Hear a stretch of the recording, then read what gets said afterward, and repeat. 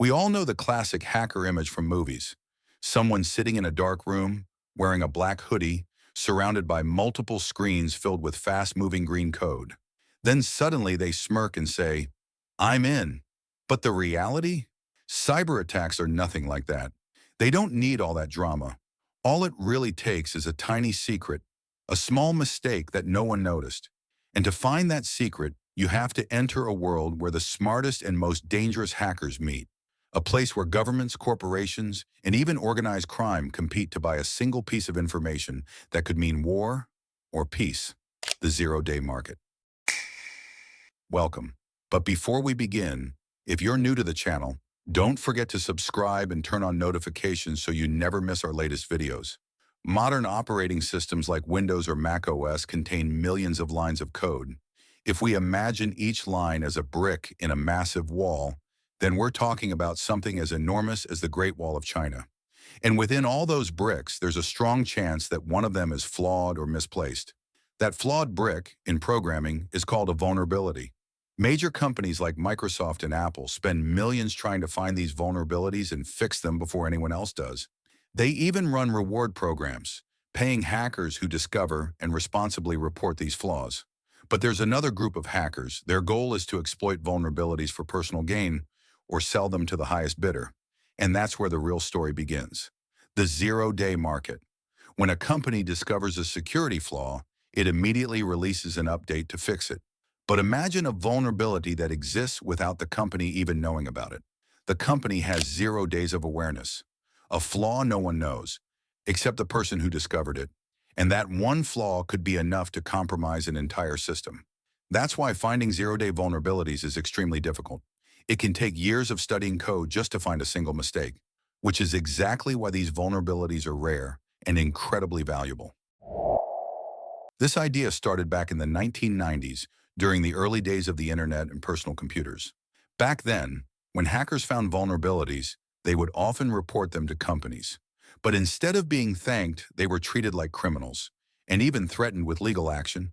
So hackers stopped helping. Instead, they began publishing vulnerabilities publicly. And because of that, platforms like BugTrack emerged, primitive versions of hacking forums where vulnerabilities were shared openly. This allowed hackers to punish companies while also gaining reputation and respect. At that time, there was no money involved. But over the years, other parties began to understand the true value of these vulnerabilities. People started reaching out to skilled hackers who had been working for free and offering them large sums of money. Gradually, a full network began to form. The market kept growing until 2003, when a cybersecurity company called iDefense stepped in.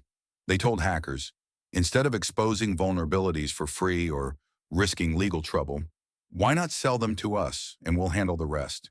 At first, the prices were small, around $75 per vulnerability. If it was rare or more dangerous, it could go up to $1,000 or slightly more. The company would then report these vulnerabilities to the software vendors. At the beginning, the model worked well, but as more money flowed in, bigger players entered the market. A new class of companies appeared, brokers. Their only job was to buy and sell vulnerabilities. Among the most well-known were VUPN and zeroday. These brokers provided hackers with a secure and anonymous way to sell their discoveries, while offering buyers a trusted source, so they wouldn't have to deal directly with unknown hackers. Like any market, the price of a vulnerability depends on its rarity, its power, and what it can achieve. For a long time, the iPhone was the most expensive target because it was one of the hardest devices to hack. But at certain points, Android vulnerabilities even surpassed iPhone 1s in value. One of the first companies to publicly release a price list was zeroday, and that list gave a glimpse into the massive amounts of money moving in this market.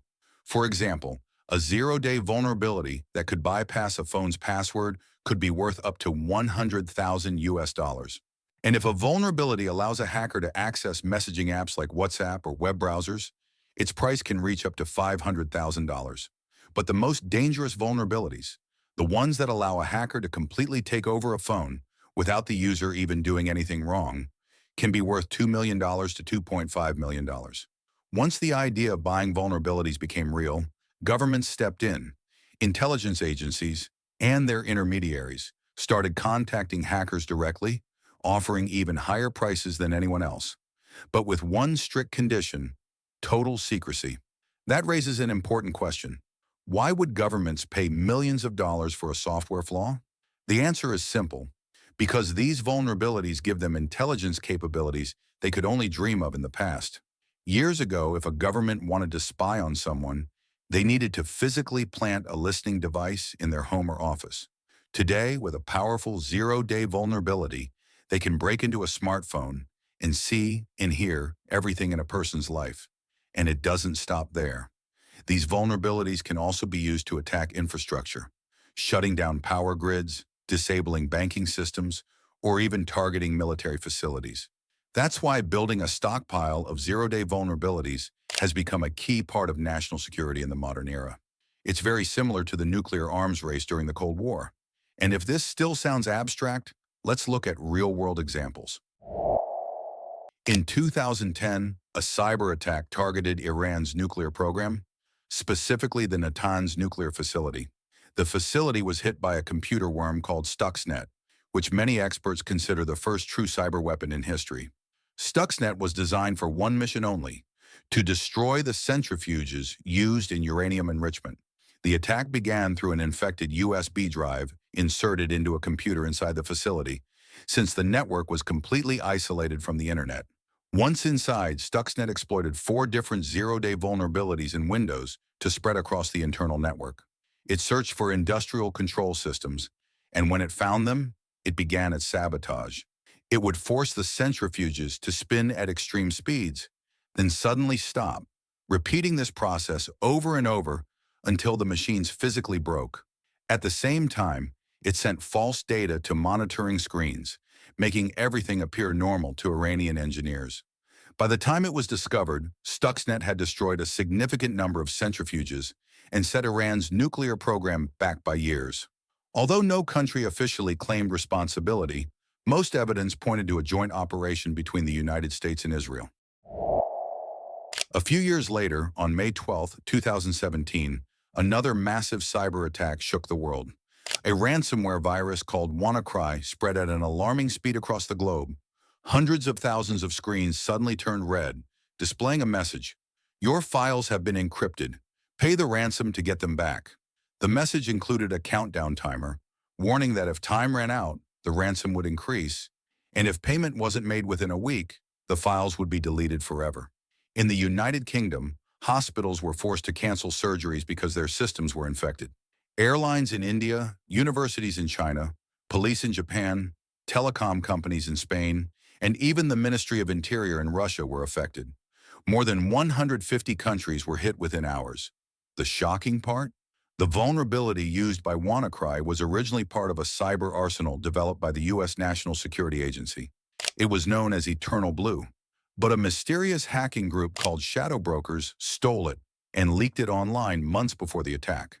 In other words, a tool created for surveillance ended up being used to attack the entire world.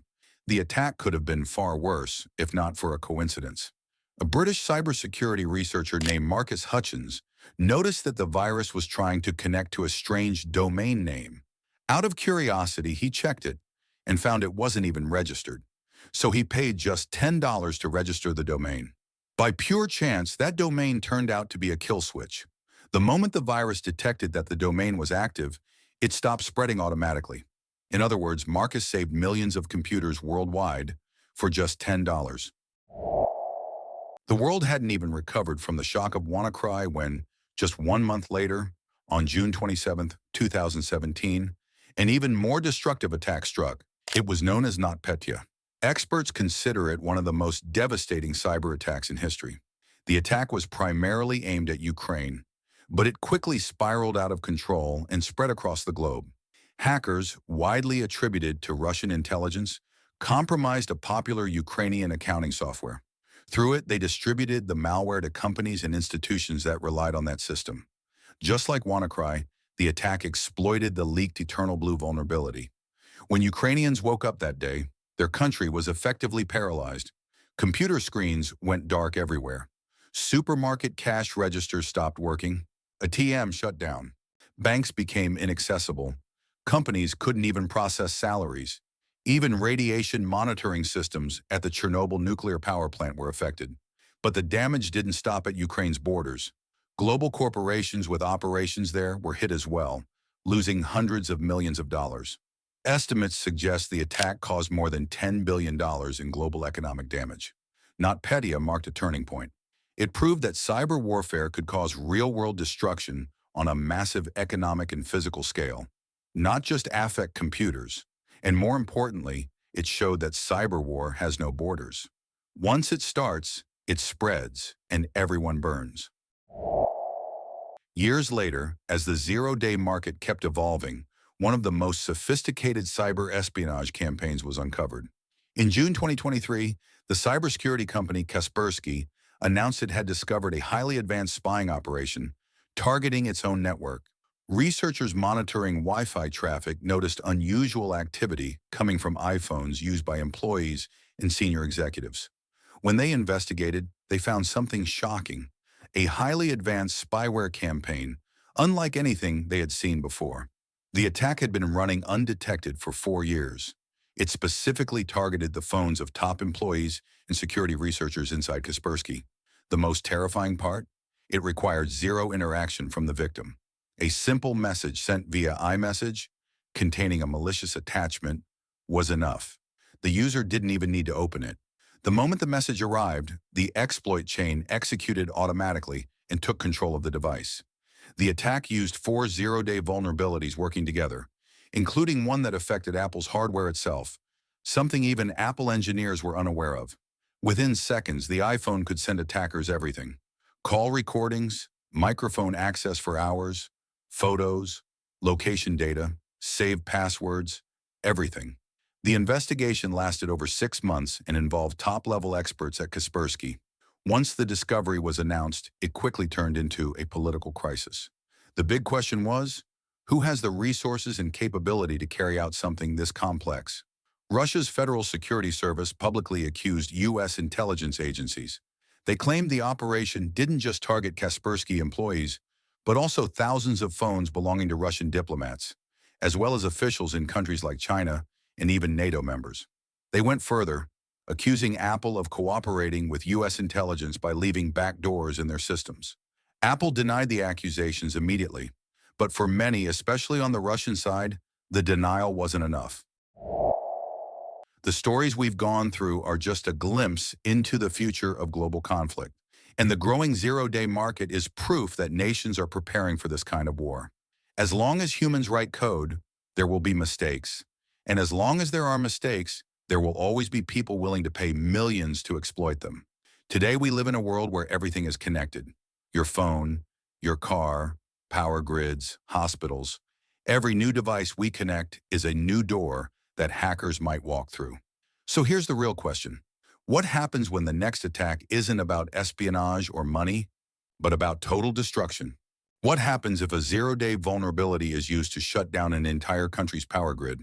This story isn't over. Every day, a new chapter is written, with new code and new vulnerabilities. Stay safe and protect your data. And that's it. If you made it this far, make sure to leave a like before you go, so we know how many people reach the end. And don't forget, if you have suggestions for future videos, write them in the comments. See you.